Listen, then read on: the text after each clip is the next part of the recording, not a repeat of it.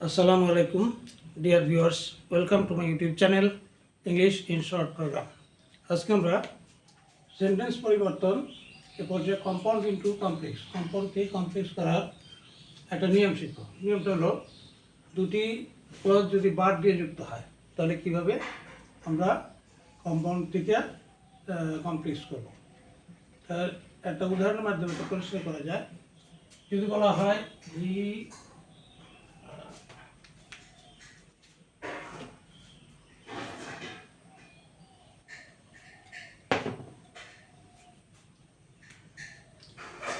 he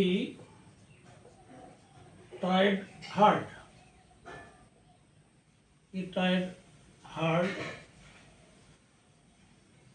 but could not pass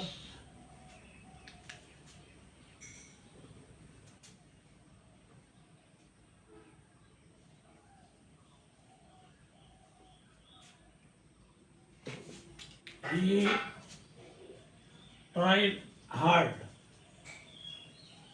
but could not pass the examination.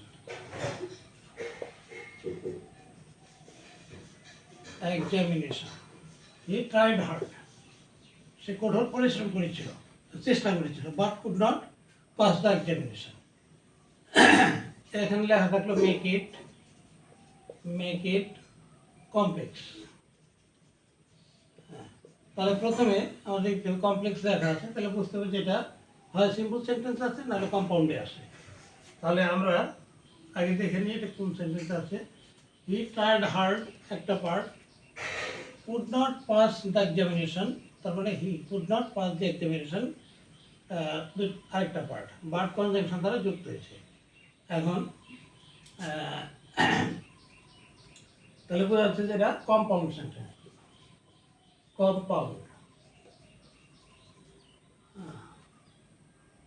compound sentence.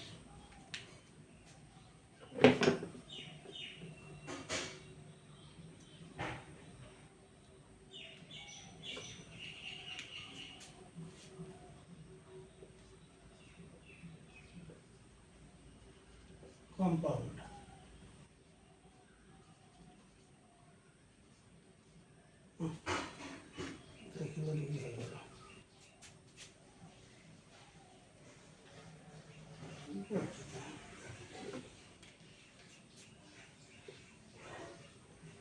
Compound, তাহলে compound sentence, তাহলে compound sentence থেকে আমাদের কি করতে হবে, কমপ্লেক্স করতে হবে। কমপ্লেক্স, তাহলে আমরা কি করব এখন?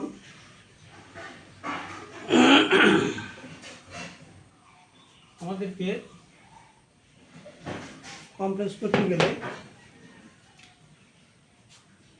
এই বার যখন থাকবে তখন আমরা এখানে দো বা অল দো ব্যবহার করব। অল দো,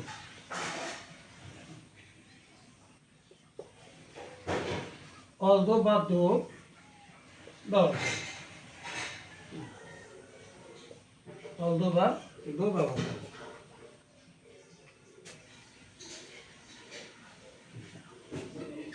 দো বা অল দো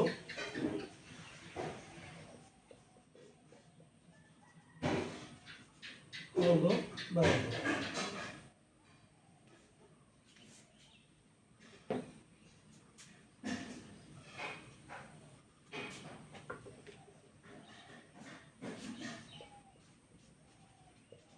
করব। although তাহলে লিখবো এইটুকু লিখবো he tired hard. He tired hard, although he tired hard, although he tired hard।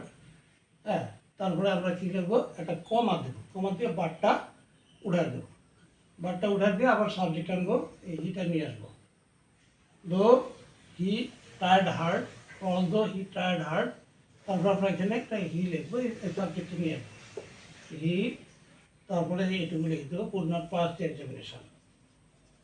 could not pass the examination.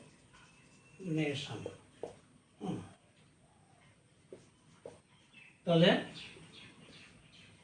দেখা যাচ্ছে যেখানে আমরা লিখলাম অলদো বা দো, দো বা অলদো, দুটি অলদো হয়ে গেল।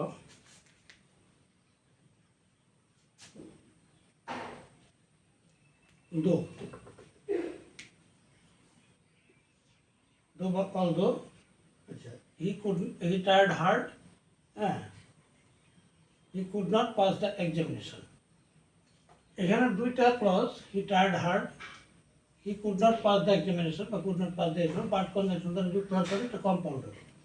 কম্পাউন্ড থেকে আমরা কমপ্লেক্স করছি। কমপ্লেক্সের সেন্টেন্সের শর্ত হলো একটা প্রিন্সিপাল ক্লজ থাকবে, একটা সাবঅর্ডিনেট ক্লজ থাকবে। তাহলে এখানে হি could not pass the examination, এটা হল প্রিন্সিপাল ক্লজ। আর দো বা অলদো হি ট্রাইড হার্ড, হ্যাঁ, এটা হলো সাবঅর্ডিনেট